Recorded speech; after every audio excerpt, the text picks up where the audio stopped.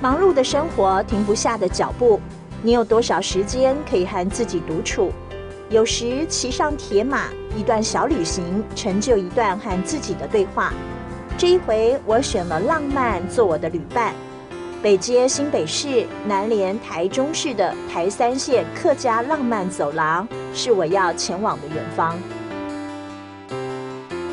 这一次的出发很新鲜，不仅因为是骑自行车，还有就是路线也是我自己规划的，因此会有怎样的遇见呢？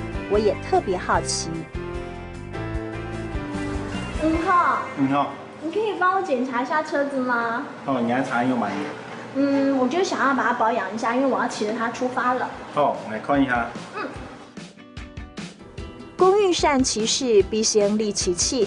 老板想必也常常用骑车的方式亲近这块土地，因此检查车子特别用心，刹车、变速系统到轮胎，巨细靡遗。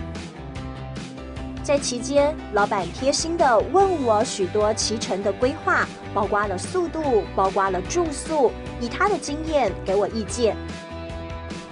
同时，老板也提醒，骑铁马旅行最重要的就是体力的保持，是不是在暗示我沿途应该要多停留，甚至是多找一些美食补给呢？当然，我就趁机讨教了一下铁马旅行的攻略。你做过按专业，这个器材会去到哪边去？我要挑战浪漫台三线。哦，这条路唔简单哦，一路上上下下。哦，我知道啊，我行前有做过准备，但是我就是想说挑战体力嘅去看。哎，查的人都检查一下。你检查完我就可以安全出发。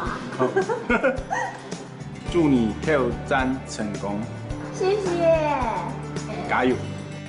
老板的叮咛和加油让我觉得更有信心。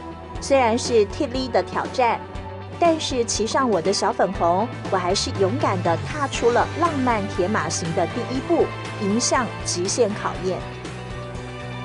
骑上铁马，骑进台三线客家浪漫走廊，准备实现愿望清单。